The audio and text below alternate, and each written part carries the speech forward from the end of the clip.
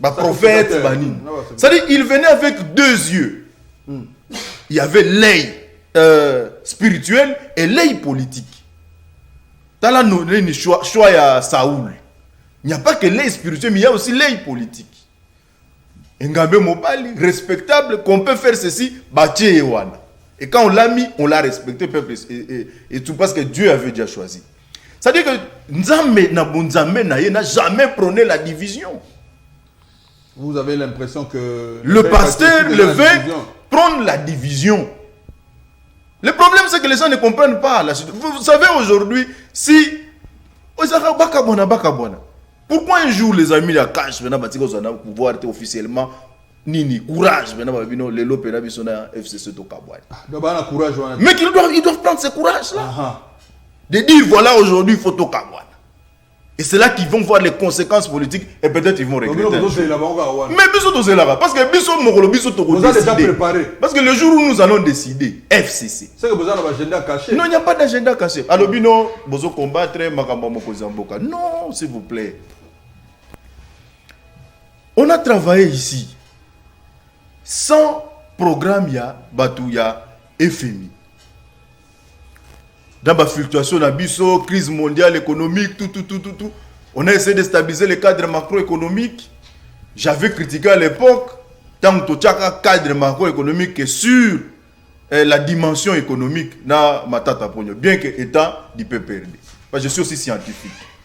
J'ai dit, si aujourd'hui on veut bâtir notre émergence, comprendre pour 2030, sur la dimension économique, en termes de prospective politique, c'est mal parti. Et vous avez vu, lorsque les matières premières ont seulement basculé, on a eu budget dans le Kitaki. C'est-à-dire qu'il fallait essayer de diversifier les domaines pour essayer de voir comment renflouer la caisse. C'est-à-dire parce que la lobby social, FMI pour 1,5 milliard. FMI a 10 commandements. Si vous respectez les 10 commandements, on a financer. Mais Bissot a 15 commandements. Sur les 15 derniers mois, vous avez toute une délégation, ça au moins une semaine. Ils ont évalué. Ils ont dit que vous respectez l'équilibre budgétaire. Donc vous n'êtes plus déjà éligible.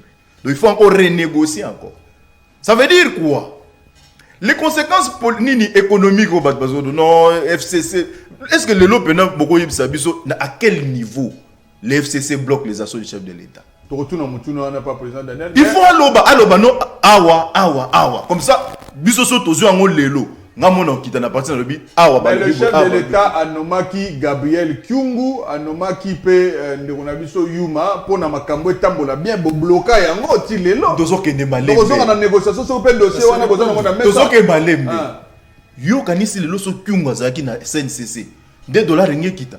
To biloko rien kita. Mais il fallait laisser la décision du chef. Non, mais soyons sérieux d'abord. Si je veux maintenant entrer dans la logique politique. C'est là.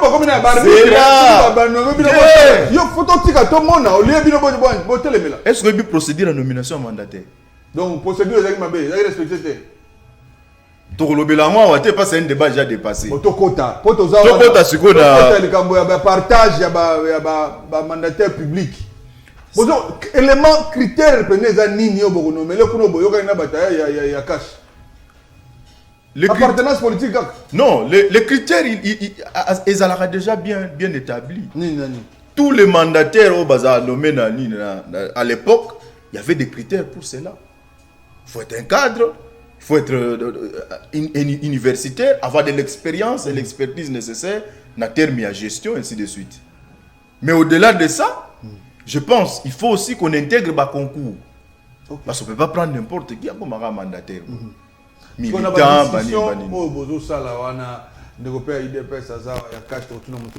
na ba discussion au bozo sala wana ba ordonnance o mi balé na biko so kimango ba ordonnance o mi balé ya SNCC na Jekamine botia ngope na mesa wana chef de l'état ça normal wana bo simbater. Non, en fait, ordonnance wana e kozala ngo appliquer. Mais la seule la petite condition de pesa. Oh, c'est donc moi, je suis politologue. Je suis en tant que politologue. Moni Kyungu aza député, aza président parti politique. Aza peine à moi débat député naïe. Quand il accepte aujourd'hui de soutenir les actions du chef de l'État, ils ont na TVT. Comprenez? C'est un député. Ils appellent à moi, député naïe. Qu'il vienne officiellement, il signe la charte d'adhésion, il y a cash. Vous voyez? Parce que le cash est dans une coalition entre FCC et cash. Et en venant, il y a les délégués de la FCC. Le garant, il peut prendre partout. On ne refuse pas. On ne refuse pas. Non. Non, on ne refuse pas. Kyungu, déjà au début, il est reconnu dans un regroupement politique bien reconnu, c'était la Mouka. Quand aujourd'hui il dit je quitte la Mouka, il a dit il quitte la Mouka, mais il a des roues où il est indépendant, où il est dans les caches. Ça se signe, ça ne se dit pas à la télé comme ça.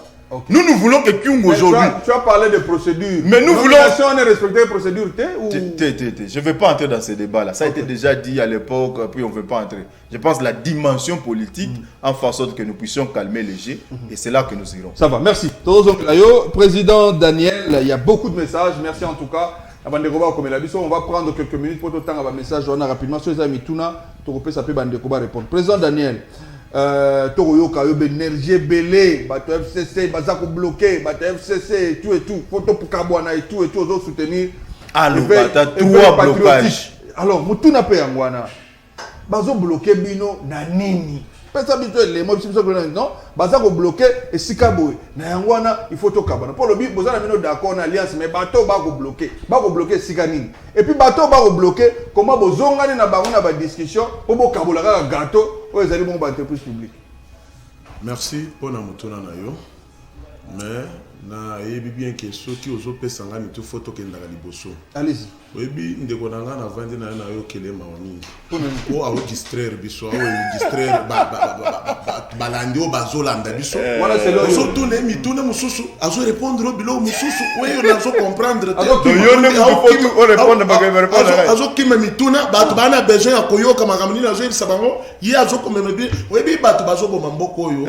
Ba protologue, ba nani, ba économiste, ba analyse pour papa mboka oyo mais comme nini au juste bino nde possible ça ba université nzambe seka chaka mayele na muto motute e komi ka politologue boy soko tanga ba bible banda tongo tipoko na kati ndako likangeni boy politologue nous tangela botika ba mbriema tangisa ba bakoma mingi ba linette boy ebere ba mikanda bazoko mboko ana yami baleza libo ndeko na ngai otunie mutuna moko azongisite tolobi mokonzi ya mboka anome voilà na Albert Yuma bosali moko blocage ya ngwana olobi misasi moko déjà alobi kaka moko wana zongisela nga kaka réponse ndeko continuer na mibale obini na lobby mais la préférée journaliste a posé voilà ordonnance boyo ya Kyungu na zo continuer on blocage yango poni botia abi blocage déjà yangwana yangwana yoki déjà ana kao a ko répondre te ya mi balé mokonzi ya mboka azokende Bruxelles Belgique tour ya liboso azoyebisa ministre ya défense mon frère tozokende na yo na voyage yo nazokende OK ministre de la défense azoyebisa ye ke mokonzi ya mboka il faut nazo injoncti nanga injonction nangai na autorité morale kokosi papa yoka kokosa kimia batu nyoso c'est le débat nzela yoka oui la débat nzela yoka ngai papa oza militant to cadre yoka l'air toqué moi ne peux pas battre na base yoka papa tika ko demisi batu ba vidéo c'est mensonge ça sur base de quoi mais on se pose ça là tika peuple ana besoin Hollande biso on nous invite avec des cadres pas des militants des gens qui trompent les gens sur la rue comme ça ils pensent qu'ils ont la vérité merci quoi yo yebi nani ministre il y a défense yebi nini c'est pas ça s'il vous plaît yoka mais non mais ce sont des vérités comme ça, des mensonges comme ça qu'il faut circuler dans le c'est quoi ça? Tu as récupéré Maloba tout à l'heure.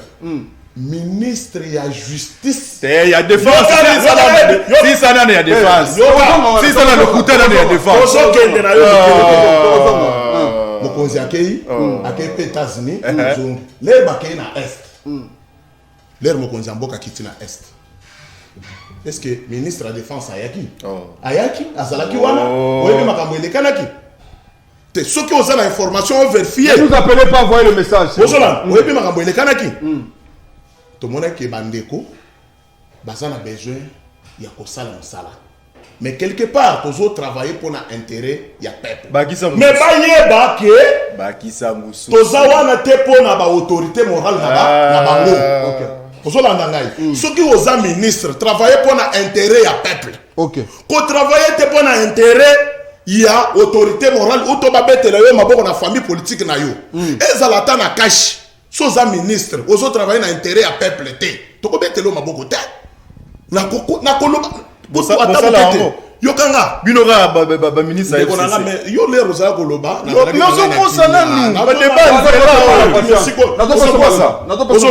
bon olobi makambo ya ba mandaté toza na kati ya ba négociation tolobi boye oyo akoya na esprit lelo soki azui ebonga wana ya ki DG soki ki azui aya ko travailler na intérêt ya peuple ozolanda ngai ke na ba intérêt ya famille politique na ye ke na sepelisa autorité morale na ngai te toza na besoin ya bato bakoya babeti chance ya kozwa ebonga wana ba travailler na intérêt ya peuple wana ezali 1 2 bayeba ke justice ezali susu ya kalaté et comme justice ya sika.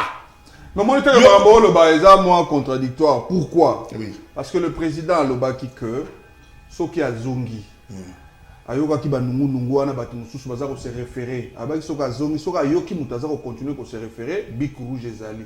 Le quoi tout le monde bic rouge cinéma c'est que bazo respecter. Comment yoko Lobaki bazo respecter bazo bloquer? Mais non mon frère. Ozolo bakebi rouge ezo sala musala te ke bazo bloquer. Atoyelaki débat yake bazo bloquer mokonzi mboka te. Il faut oyeba sujet auto bandaki nango. Il faut pas qu'on profite na eloko moko boye yo vandeli yango ke boye non. Oyebe ska to bandaki na débat. To bandaki na débat na ba sujet na yo mususu. Voilà. To lobaki boye. Coalition entre Cash FCC tout ça na problème te. Voilà. To kozala na problème na monto a ko bloquer ma vision ya mokonzi ya mboka. Depuis mokonzi ya mboka lobiki pour le moment oyo akomeka ko telemela ba vision na ngai na komema biku rouge. Jusqu'alors to moni problème au côté. OK. Yokanga.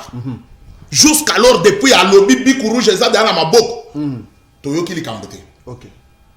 Ne faut pas qu'on le batte et l'autre monte à lobby au lingo tcha yango boy on dirait monte au leng sanga démocratie liberté na on le bana banga na montuté voilà mais pourquoi ça bête non et ça m'a pas le côté bon président voilà so qui débat ça la point moko très important na repose ça on peut mal pas gelor et ça to mona qui était bandeko yo bazo ki mosala ya kosala likambo ya baso de mouton basi na kokanga déjà aux qui patron ya Safricas pe ba makambo za ko continuer baza ko yoka pe ba mosusu nini ko yokoloba par rapport à dossier parce que ba tout le monde baza ko s'inquiéter la population za ko s'inquiéter ndenge nini ba moutage ba nzela mais tout le monde qui va dozo sa musala mo côté lelo na ba nomination ya ba magistrat sika tout le monde qui ba arrestation comme na musala o c'est quand même une très bonne chose.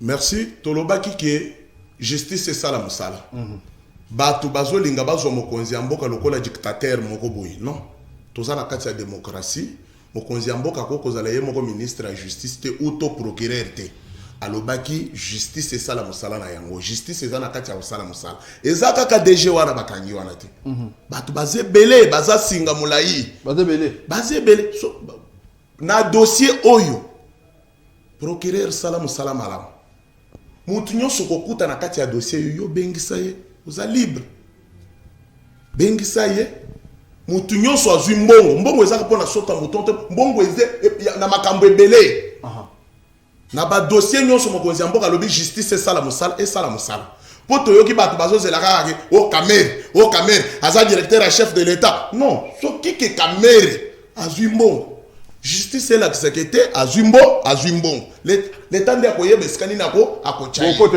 non tozana problème te mais le problème est totika esika problème est to lobakete kingandi asali boy kingandi soki ke Kamere ayebi problème justice nde koyeba voilà merci on va lire le message ko bengate envoyer message parce que to kompe na suka le temps topé ça mot de la fin na ba ndeko na biso o to bengisi awa. Voilà, bonjour ndeko journaliste Zanga Ibrahim Suidik, Tunelanga, question et pas président Daniel Boye. Quelle est la position de l'UDPS en particulier et du cash en général? Voilà, ne nous appelez pas s'il vous plaît. En général, pour la coalition FCC cash d'une manière brève.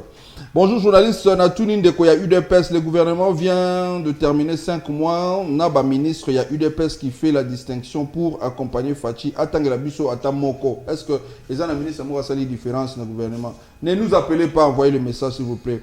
Nga Christian Abandal, mariage FCC cash et Sengele Zalapo Nako. Évitez mon boulot, Kasi cash, Bakani, Saki. Voilà.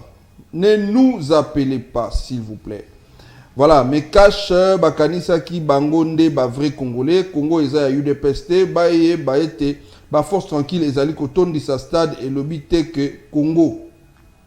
Bonjour le veillard, voilà. Salut UDPS babomimbo kabatika. Ne nous appelez pas les amis s'il vous plaît. Batika koko sabiso. Bonjour, voici Mat Yaboye sikoyo tolo basikoyo bozoyo kana wapi eza mawa. Je ne sais pas comprendre.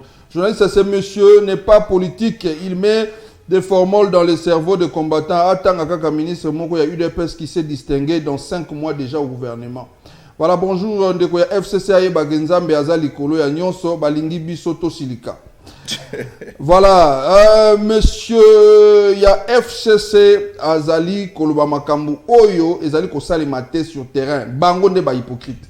Voilà autant de messages, monsieur Geller. Nous sommes vraiment arrivés à la fin, mais on vous donne 1 minute pour ramasser. Le bami et puis bon voilà comment on a souka pour clôturer. Non, merci. Je pense que au moins le temps que Toyaka copé sa moi analyse par rapport à la situation, il faudrait qu'on soit un peu scientifique. Hein? Nous devons faire des débats appropriés. Ne prenons pas des débats en là, oh Basala qui bouille, ministre bouille, non. Mais il est là jusqu'aujourd'hui. Si réellement. C'est ce qu'il a dit est faux. C'est faux. Ce sont des débats de la rue. Il ne faut pas amener ça ici. Okay. Le problème c'est la gestion. On doit évaluer. Gestion, il y a groupement politique par rapport à celui-ci. Tant que vous accusez que vous bloqué chef de l'État, vous salabo. Mais il faut le dire, c'est où qu'on bloque. Je vous ai dit pour le budget ici. FMI, le président ne peut pas mentir. Non, le président n'a jamais dit. Non, le ministre pression. Nous avons toujours dit, cette pression viendrait de qui? Pression pourquoi? Ça dit pas bloquer l'action du chef de l'État, bah biso kout FCC muto vota budget il y a président de la République. En majorité, nous avons soutenu ces budgets. Et nous nous mobilisons pour que le budget se matérialise à tous les niveaux. Mais lorsque le Parlement fait son travail, le gouvernement aussi fait son travail. Le ministre des Finances, qui est expert, il dit sur base des assignations au BOPESI régie financière, ils vous disent qu'ils ne peuvent pas réaliser 2,5 milliards. Pourquoi? Parce qu'il n'y a pas encore de réformes appropriées en termes de traçabilité des recettes. Ils se trouvent en difficulté. Voilà le plan de trésorerie pour ce mois. C'est la réalité du terrain. Les chiffres ne mentent pas. Non, on va réduire le budget, ça liboté. Le principe économique est simple. Lorsqu'on opte pour l'augmentation d'un budget, il faudrait aussi ajouter des activités économiques. Lorsqu'on a augmenté le budget de 10 milliards, à part les promesses qu'on a eu à l'étranger, pendant une année, quelle est l'activité économique qu'on a ajoutée? Mais la question que tu es en train de poser, quelle est l'activité? C'est la question que devez vous poser au sein du FCC. Mais non, ce n'est pas le problème. Nous posons cette question. Voilà. Mais nous avons un budget qui a été voté. Mais l'applicabilité du budget pose problème. Mais maintenant, on nous dit par les FMI que vous dépensez plus que vous. Vous et vous également. Mais c'est ça, non, c'est le gouvernement en fait. Mais le gouvernement, nous devons interpeller le gouvernement. J'ai dit, je sais si. Nous devons interpeller le gouvernement. Pour qu'on dise la vérité à la population. Est-ce que ce gouvernement est capable de mobiliser ces 10 milliards en 2020? Si c'est possible, essayez de voir comment éviter des dépenses inutiles. Donc apparemment le gouvernement est piégé. Non mais on doit le dire. Parce que la promesse d'1 milliard n'est jamais encore arrivée jusqu'à aujourd'hui. On doit faire des budgets. Les budgets en soi, c'est une prévision. C'est une prévision. Mais en termes actuellement, déjà là, parce que les 40% qui viennent du Katanga par rapport aux recettes dépendent des matières premières. Le premier acheté en matières premières, c'est les Arabes chinois. Voilà. Au moment où on vous dit avec le coronavirus, les Chinois n'achètent plus les matières premières. Donc attendez-vous au mois d'avril qu'il y ait vraiment un déficit en termes de recettes.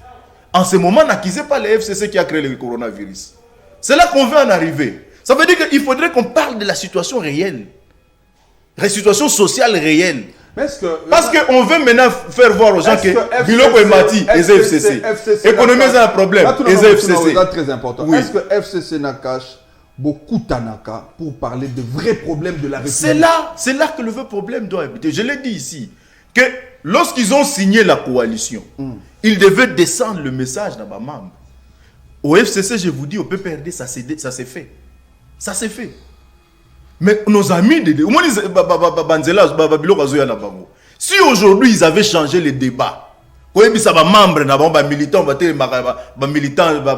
parlementaires debout, pour leur dire voilà actuellement ce qu'il faut faire. Moi, ministre de l'économie. Pourquoi pas un ministre de l'économie qui t'attend soit expliquer pourquoi la situation économique ne marche pas. Vice-ministre de la Finance, Bango. Vice-ministre de la Finance, Bango. Parce que nous appelons. Nous, quand ça ne va pas, on appelle. Papa Zandeni. Le ministre des Finances a été appelé au niveau du parti. Mais quel est le plan de comment vous publiez le parti? Il explique. C'est un technicien. Voilà. Merci en tout cas. Ça veut dire qu'aujourd'hui, nos amis de Cash ou IDPS doivent comprendre cela. Qu'ils sont partis au pouvoir. Mais partir au pouvoir, ça veut dire que vous devez servir la population. Merci. Mais il ne faudrait pas vous mettre vous-même seulement en tant que réclamateur, c'est-à-dire créateur de problèmes. Mais moi, par rapport à qui patron à Africa, c'est tout et tout pour la gestion. Non, on dit et là qu'on a un partenariat public-privé. Le partenariat public-privé, c'est un contrat que l'État signe avec des privés. Il y a un contrat. Et dans ce contrat, on appelle ce qu'on appelle l'appel d'offres ou le marché public. Mais il y a appel d'offres qui pratiquement les gré à gré. Gré à gré, yokani, basala musala. Mais dans les contrats de partenariat public-privé, il y a ce qu'on appelle, en cas de litige, le partage des responsabilités. Il y a question spéciale des droits administratifs. Ça veut dire les loyaux. Il faudrait que Babimi sa contrat, on a un bima. On dit s'il y a des problèmes, qui doit être responsable? Nous l'avons dit. Les 100 jours n'avaient pas fait des études de faisabilité. Et je l'ai toujours dit en tant qu'enseignant du cours de projet que c'était impossible de réaliser toutes les promesses que le chef de l'État avait fait dans 100 jours. Même le saut des moutons, c'était impossible. Aujourd'hui, mais j'ai quand même vision, le gouvernement il va continuer. C'était Soki Bato Bakangiwana, ils ont des juristes forts au Bima. Parce qu'en termes de partenariat public-privé, les seuls juges pour le sentence et un juge administratif. Okay. C'est le juge administratif, le tribunal administratif. Et le tribunal administratif doit analyser termes de référence article par article. On partage les responsabilités. La première responsabilité, je vous dis, pourquoi l'État recourt à un partenariat public-privé? C'est parce qu'il se retrouve quelque part en difficulté de pouvoir matérialiser un ouvrage. C'est parce qu'il y a une nécessité de matérialiser l'intérêt général. De deux, l'État doit déjà faire des études de faisabilité et appeler l'entreprise. Merci en tout cas. Mais face à cette situation, l'État est déjà responsable. À ça, l'étude de faisabilité. Ça veut dire que un an, il m'a fait ça. On va présenter un pouvoir voilà, je devais recommencer les travaux. Ça veut dire quoi? Il ne faudrait pas qu'aujourd'hui, qu'on insère la politique à tous les niveaux. Il y a une part de responsabilité. L'essentiel, c'est qu'il faudrait que FCC, cette coalition, puisse comprendre que nous devons évoluer ensemble pour l'intérêt du peuple. Le message est donné. C'est par rapport même à ma partage et à ma responsabilité. Merci Guélor. Restons dans cette vision pour l'émergence de ces pays. C'est ce qui est plus essentiel. Merci en tout cas, Président Daniel. Oyoki, conclusion, il y a Ndeko Guélor. En 1 minute, il faut conclure. Au cours de la nuit, sur le bami en l'élo. Ils ont 1 minute, ils ont 2 minutes. Ça lui fait même choc 3. Président. Alexaga. Pour la nuit, nous avons bon, et le quoi, il y a les bossos, ils allaient. Intervention des arrêtés. Nalingaka vraiment na koyebisa première ministre continuer na mosaloza chef ya gouvernement. Voilà. Consultation au salaki mokolo malobi pour évoluer vraiment pour peuple à zomona passe pour évoluer dans la situation où Italie makambo d'abord ya to ya dollar na ndenge biloko ezali ko varier chaque jour. Oyebi na ko regretter makasi na makambo mosusu nazoyoka awa à la place montu akwei oyebi soni ya montu akwei likolo ya vélo ezalaka ole atelema apopola mabele akomi kobaluka na nsima nde makambo nazomona epande konanga toza na ye na plateau ndeko kelo soni ya bato bakwei likolo ya vélo ole apopola mabele tala akomi kobaluka na nsima bovanda nye ozosala soni ya kongo otika bovanda ok na répondre nanu répondre ba message otangi ba message nalobi boye bandeko na ngai na IDPS aza na makoki te ya kobenga baministre wana baza na premier ministre chef ya gouvernement na bango. IDPS aza na convoquer baministre ato na bango blocage boy non na quelle compétence bozo yoka bato batangi ba portologue ndenge bazo to benga baministre to tuna bango ke non baza na mokonzi na bango ye moko ilunga lungamba abenga bango pona nini ezo marché te biso IDPS ou soit secrétaire général ou président yi akende ko benga ba ministre to komi bana to ko kamba to komi pe ba chef ya gouvernement. Non, ils sont membres de votre parti. Non, papa tika bazala membre biloko wana nde makambo bazala ba membre bozo mafuta bozo chana kati ya non, c'est leur rôle. Ils sont membres du parti, ils doivent informer. Mais il faut pas que ça, il faut ayoka ayebapé que prochainement ko senga ba membre ba expliquer ba. Zala tolérant.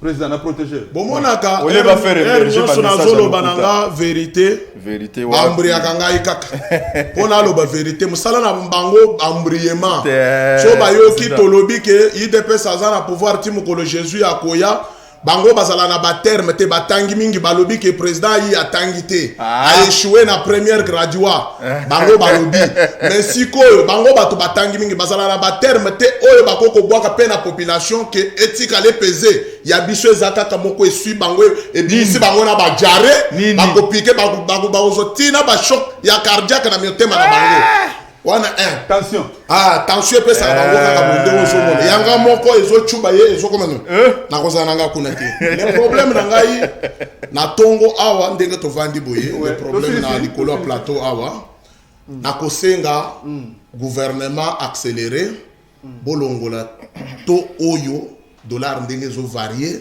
ndenge biloko zo mata yoka gouvernement ça na mécanisme nyonso OK ça na mécanisme nyonso eza tenga inde na kokende wana pona ibisa bokitisa boye non lelo yi azo propose ke mbongo nani azo gérer mo gouverneur ya banga za ya nani eza ya bango ozola mbongo wana bimi oyo FMI azo ndangai o bazolo ba wana mbongo wana banani bazo bimisa eza na mona problème te mo mokonzi azaka kaka moko to si to comprendre que chef de l'état azana souci ya mboka oyo mais groupe ya bato oyo ba mesala baloba ke te biso to kokufaka na pouvoir o bazana sima wana bokokoka yete na nzambe na maboko o biso peuple tozo tia sima na yo mokonzi ya mboka na ba prière nyonso na ba veille pas nyonso eza sima na yo to ko banga eloko moko te continuer travailler pour na intérêt ya peuple alongwa na chômage oyo kolanda ba distraction ya bato wana bazali pembeni na yo te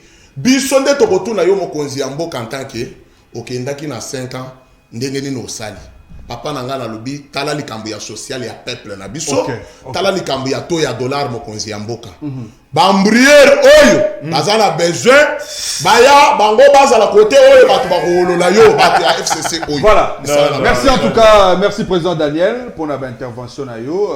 Merci également votre coalition. Voilà, c'était donc cette ambiance, c'est pour le compte de cette émission, cette tranche d'animation matinale. Voici Matt. Nous sommes arrivés à la fin. Aujourd'hui, mercredi, on ne parle que politique. Voilà pourquoi tout le bagito solo la makambo ezali kotambo na mboka. Merci en tout cas na bandeko ba komeli biso ebele bon moni ke na suka kutu na koki kotanga même pas un message à nous parce que ba sabi so signe que RLeki. Je dis grand merci à John vrai congolais qui nous a assisté aujourd'hui. Prise de vue ezala qui assuré na S Kikonda ezala ki na biso mutu na otanga te pas retard. Voilà, on se retrouve la semaine prochaine. Allez, d'ici là portez-vous bien, au revoir. merci.